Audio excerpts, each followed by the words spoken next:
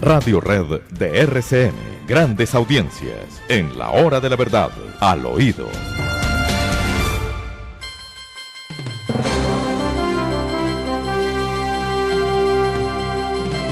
Bueno, me llama la atención, para comentarlo con ustedes al oído, una expresión de Peñalosa, el que quiso ser presidente de la República, pero no pudo pasar de las primeras instancias en esa lucha por el poder. Narcofinanciado sin visa. ¿Eso qué significa, Ademar? Pues, doctor Fernando, esto tiene que ver con una serie de respuestas que se dan a través de las redes sociales entre Ernesto Samper y el Enrique Peñalosa, el exalcalde de Bogotá.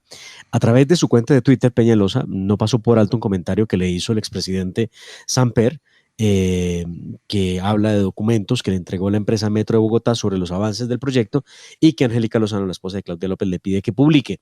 No obstante, pues Ernesto Samper hace un énfasis en hacer un llamado a la alcaldesa de Bogotá para que frene el proyecto y que este sea subterráneo.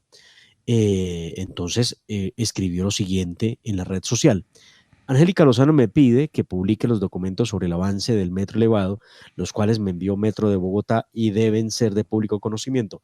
Insisto en que estamos a tiempo para que la primera línea sea subterránea, como lo hizo Claudia López con su línea Suba, escribió Ernesto Samper a través de la red social.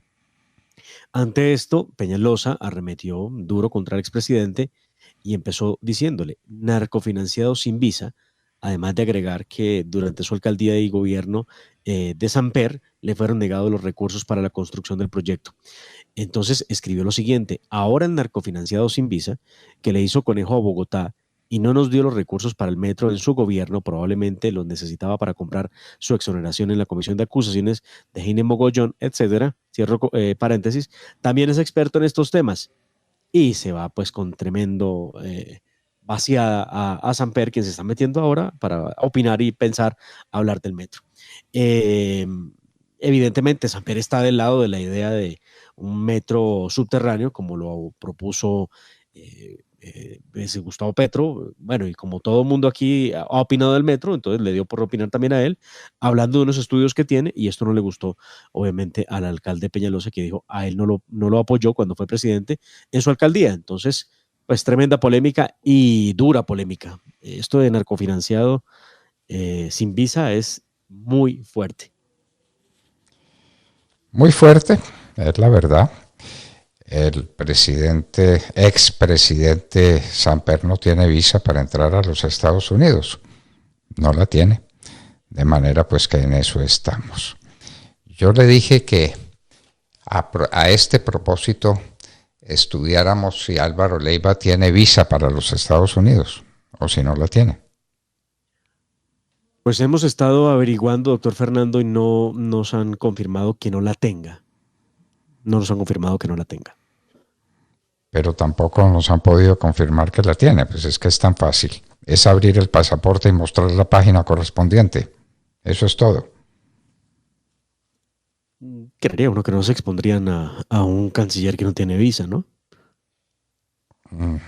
Ave María, Ave María. Se están exponiendo a tantas cosas, se están mandando a la ONU a una persona que no habla inglés contra expresa violación de una regla nacional que con razón o sin ella es absolutamente clara. La persona que vaya a la ONU tiene que tener por lo menos otro idioma. Pues la persona que va a la ONU en este caso no tiene otro idioma. De manera que están en expresa violación de las leyes. Así será pues. Bueno, ¿dónde está el presidente Gustavo Petro? Porque ya estuvo en los sitios más hermosos de Colombia, en Caño poniéndose en Caño Cristales, poniéndose vestido de paño en Caño Cristales bajo un sol abrasador y poniéndose la banda presidencial. Es una manifestación de ridículo. La gente a veces no le tiene miedo al ridículo y entonces suele caer en él. suele caer en él. Y de ahí, ¿para dónde salió Gustavo Petro? ¿Dónde va a festejar la posesión? Porque la posesión será finalmente en la Plaza de Bolívar, ¿no es cierto? Será finalmente en la Plaza de Bolívar y se ha citado el Congreso en pleno para estar a las 12 del mediodía en el evento de posesión. Interesante, doctor Fernando, la pregunta de dónde está Petro, porque ayer, pues él dio a conocer a través de sus redes sociales el video de Caño Cristales, donde aparecía, como usted bien lo dice, vestido de saco y corbata, con la banda presidencial, acompañado de las fuerzas militares que lo cuidan, lo custodian en ese lugar del país, en Caño Cristales, en la Macarena, departamento del Meta. Pero hay algo que no cuadra. En medio de las suspicacias y de las preguntas de dónde está Petro, la primera pregunta nació cuando hace un par de días en Bogotá no apareció el 2 de agosto y dejó plantados a por lo menos 917 alcaldes de Colombia. Todo el mundo se preguntaba qué pasó, por qué no apareció Petro.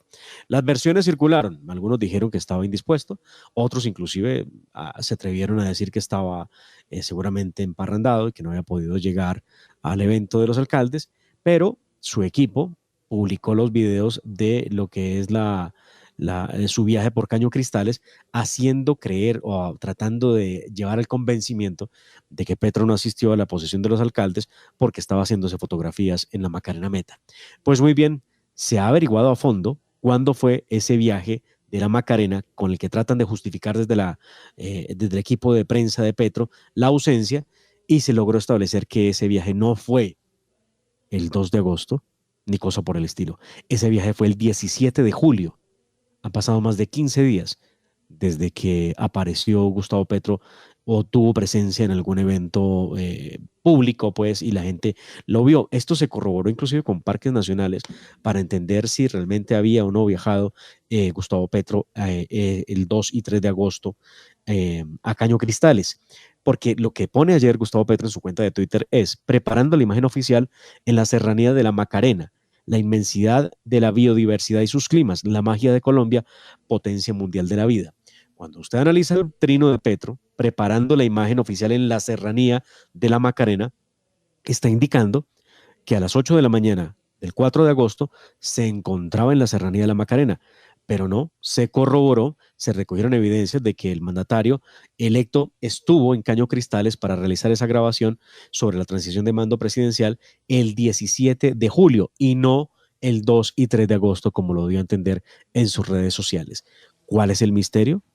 ¿Qué es lo que pasa? Pues muy bien, volvió a aparecer ayer en medio de las preguntas de dónde está Petro, apareció Petro, y esta vez apareció en un ritual, no sé ni cómo llamarlo el ritual, un ritual en la Sierra Nevada de Santa Marta con unos indígenas, donde él hizo una posesión simbólica en un ritual arahuaco. Ahí aparece Petro, ahora falta que resulte que el viaje no se hizo ni ayer ni antes de ayer, seguramente nos sorprenderán con eso. Aparece con su ministro de Defensa, el señor Iván Velázquez, rodeado por unos hombres de nuestras fuerzas militares, de una de las fuerzas especiales que lo están custodiando. Y allá estuvo con los indígenas, con el ritual arahuaco, donde se posesionó como presidente. Algo muy parecido a lo que había hecho Juan Manuel Santos, de hecho. Entonces el hombre anda en estas cosas, doctor Fernando, posesionándose en distintas regiones y ante distintos sectores sociales, como los llama él.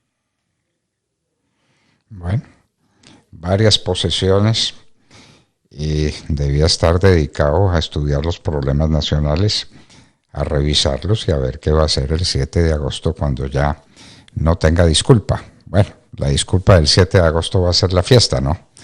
El parrandón que se va a hacer en muchas ciudades del país. ¿Se sabe en cuántas ciudades va a haber estos actos culturales? No, por lo pronto está planeado en unas plazas en Bogotá, pero no en otros. Él hizo la invitación para que fuera en todo el país.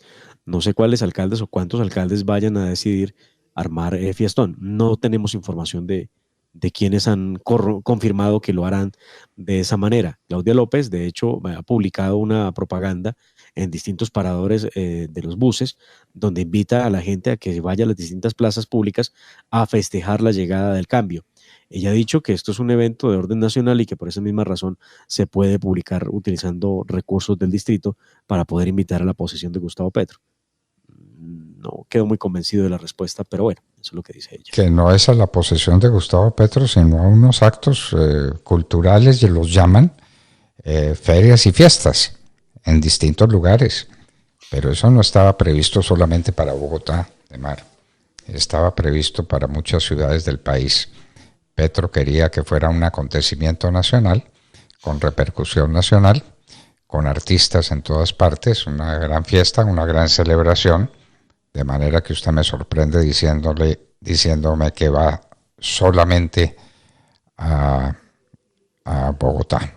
A Bogotá. Es que lo de Bogotá, de lo que tenemos confirmación, es evento en la Plaza de Bolívar, en la Plaza de Santander, en la Plaza del Rosario, en la Plaza de las Nieves y en el Parque de los Periodistas, donde se van a encontrar el 7 de agosto desde las 11 de la mañana dicen ellos, arte y cultura. Habrá concierto, habrá sonido, pantallas para recibir la llegada de Petro presidente. Pero se ha hablado de unas sumas enormes de dinero que se van a gastar en distintos lugares del país. Estábamos hablando de 5.000 millones de pesos o cosa por el estilo. Sí, señor, estamos hablando de un poco más de 5.000 millones de pesos. Muy bien. Y se pregunta la gente a dónde irá Petro cuando se posesione. Se posesiona en la Plaza de Bolívar. Uno pensará que va a la Casa de Nariño a recibir al cuerpo diplomático, ¿o no? Pues hará eso y al siguiente día muy temprano va a desarrollar una agenda muy importante y va a viajar al departamento del Cauca, donde se va a encontrar con las comunidades indígenas en una especie de mensaje que le envía al país del presidente con las víctimas del conflicto armado que han sido los indígenas, como lo han dicho desde su propio equipo de trabajo.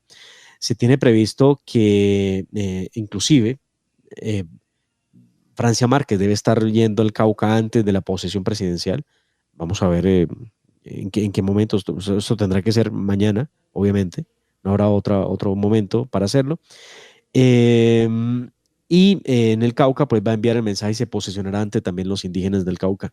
Ya había estado su equipo reunido con cerca de 30.000 indígenas esta semana que estuvieron visitándolos y bueno, pues vamos a ver cómo se va a desarrollar esto. Por ahora se tiene previsto también, doctor Fernando, que el evento de posesión van a asistir 10 presidentes de la región. El rey de España, Felipe VI, estará. El acto central va a ser en la Plaza de Bolívar.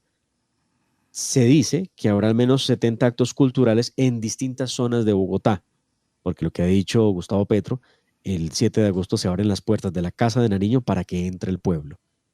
No sé eso cómo se pueda tomar o qué pueda significar, no lo sé. Ah, caramba. De manera que va a abrir las puertas de la Casa de Nariño para que el pueblo entre. Me imagino yo que él cuando entre dirá, entró el pueblo. Él, usted sabe, en su megalomanía y su cosa, dirá que él representa el pueblo, él es el pueblo, más o menos. Muy bien. Ahora cambiamos de tema. Dígame quién es la representante Susana Boreal. Susana Boreal, sí, señor. Pues vea, esta representante en las últimas horas sorprendió, y es que no deja de sorprender. Cuando era candidata, le preguntaron a ella cuántos departamentos tiene Colombia y ella resolvió decir que eran como 36, más o menos, como 36. Ayer vuelve y juega la representante de la Cámara, está en plena sesión en su comisión y pregunta, venga, ¿y cómo hago para suscribir una proposición? Esto es realmente, doctor Fernando, preocupante. Es una persona que gana 34.5 millones de pesos al mes, que tiene a su disposición una unidad de trabajo legislativo que cuesta 50 millones de pesos, bueno, 50 salarios mínimos legales mensuales vigentes, y no sabe cómo trabajar o cómo legislar mejor. Y entonces, obviamente, las redes sociales la han criticado, me parece, con toda causa, con justa causa, y ha salido Gustavo Bolívar a defenderle, a decir que matonear de esa manera a una joven que hace una pregunta para no equivocarse ya raya en la infamia. Y escribe Bolívar: les recuerdo que así empezamos todos y que los ladrones de este país hablan lindo y se la saben todas. Ánimo, Susana Boreal, con tu honestidad y creatividad pronto cerrarás bocas. Susana se ha hecho famosa porque su primera intervención en el Congreso, que la escuchamos aquí en La Hora de la Verdad, estaba hablando de la justicia menstrual, estaba hablando de la necesidad de darle mayores y mejores derechos a las comunidades LGTBI, pero nada de fondo. Y ahora se equivoca con esto, o se equivoca, no. Pregunta cómo se suscribe una proposición cuando simplemente es cogerla y firmarla. En fin, es parte de lo que dicen las redes a esta hora, doctor Fernando, criticando a una de estas personas nuevas que viene por el pacto histórico, pero que no tiene, al parecer, la más remota idea de lo que tiene por tarea. ¿De cuál circunscripción electoral es ella representante? ¿O por cuál? Entiendo que ella es del departamento de Antioquia, ya le confirmo. Susana Boreal, representante a la Cámara, pacto histórico. Por Antioquia, sí señor, por Antioquia. Por Antioquia, bueno. Sí señor. No es, hasta donde yo sé, un apellido muy antioqueño, pero Susana Boreal viene de allá, representante a la Cámara. Y se pregunta la gente también por Rodolfo Hernández, pero ya no está dicho que Rodolfo Hernández aceptó como tiene que aceptar su designación como senador de la República a título de ex candidato derrotado a la presidencia. Dos cosas pasan en estos momentos con el señor Rodolfo Hernández. Lo primero, hay muchísimo ruido. Rodolfo Hernández quedó en la comisión primera del Senado de la República y hay muchísimo ruido alrededor de su posible renuncia a la investidura de senador. Algunos lo sitúan a él como candidato a la gobernación de Santander porque no se siente cómodo con el lugar que está ocupando en el Senado de la República. Eso se dice con mucha fuerza. También ha trascendido que al parecer esa relación que había entre él y su fórmula vicepresidencial no está en los mejores términos y se ha ido resquebrajando pasado el tiempo. Su fórmula vicepresidencial, doña Marilyn Castillo, está haciendo una actividad interesante, se ha visto muy activa, se ha visto muy despierta en tema de sesiones. En la Cámara de Representantes lo mismo no ha pasado con Rodolfo Hernández, a quien se le ve distante o quizá distraído, inclusive del mismo agite político. Entonces todos dicen, bueno, entonces va para la gobernación, se va a retirar.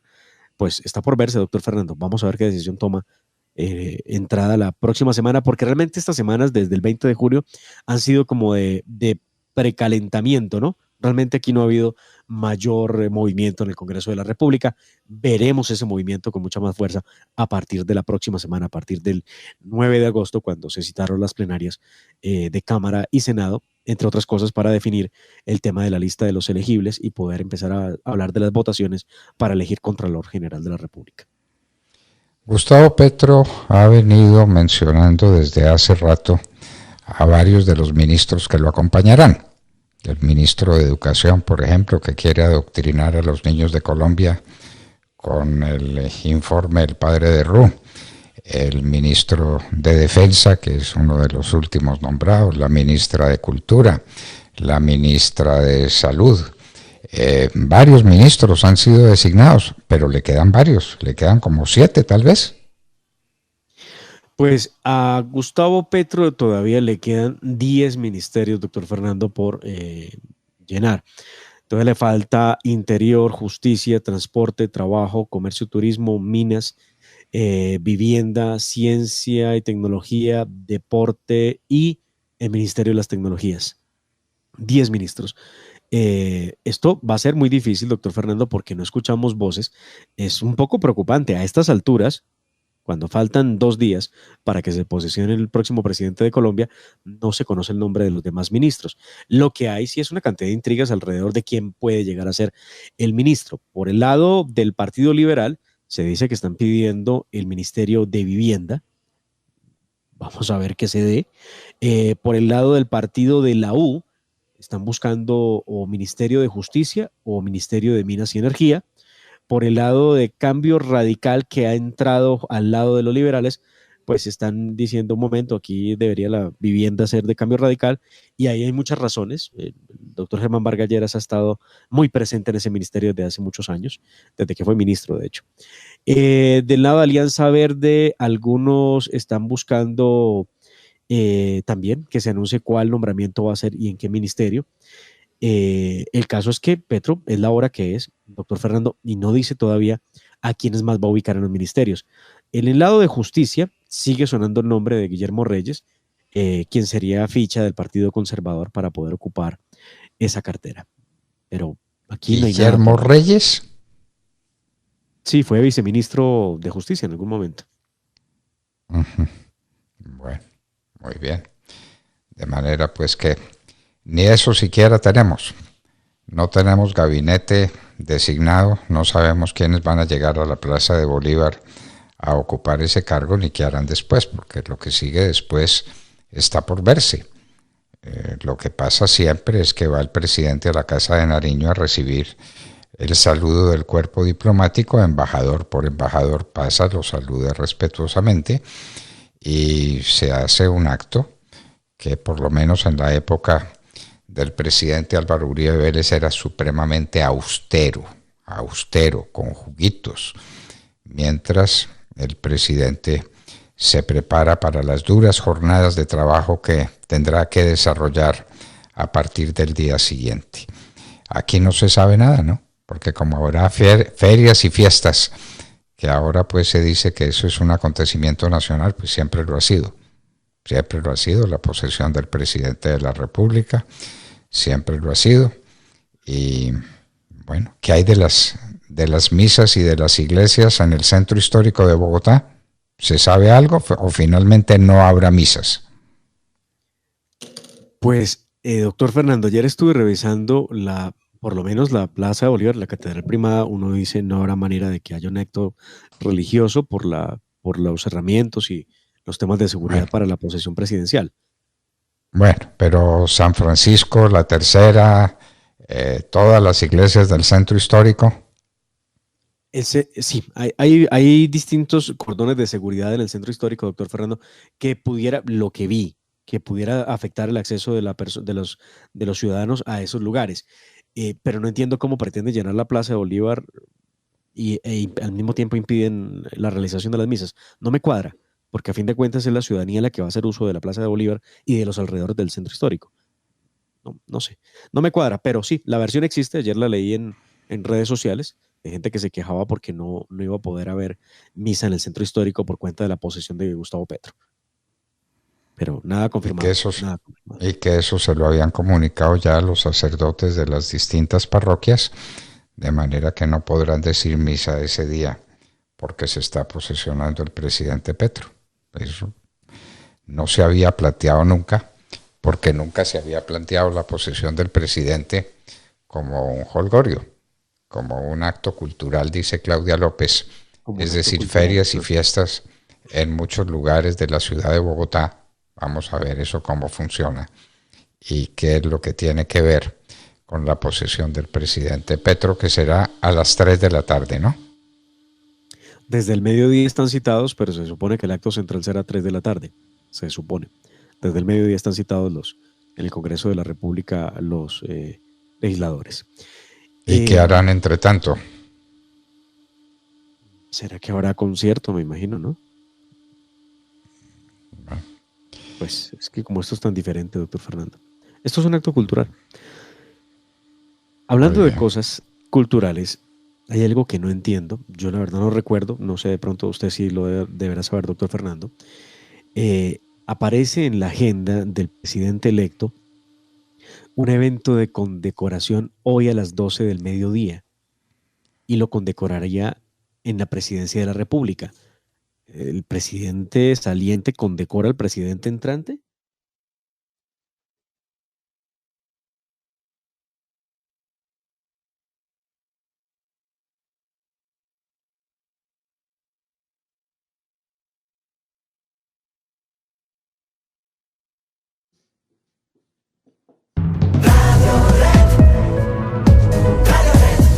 Radio Red, de RCN Radio. Sintonícela en los 970 AM en Bogotá, 710 AM en Medellín y 1200 AM en Cali. Y déjese atrapar por lo bueno. Radio Red, atrapa lo que vale la pena.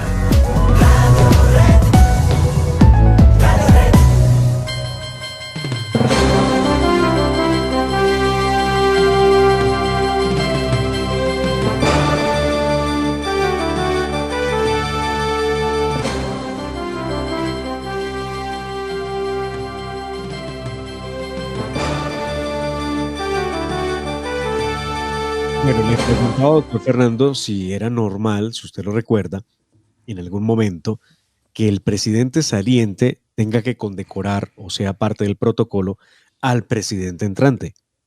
Y se lo pregunto porque hoy hay un evento al mediodía en la Casa de Nariño donde es condecorado el presidente Gustavo Petro, el electo. No, eso no lo recuerdo, eso no existía, eso es un hecho completamente nuevo también. Y lo van a condecorar, me imagino que con la Cruz de Boyacá, ¿no?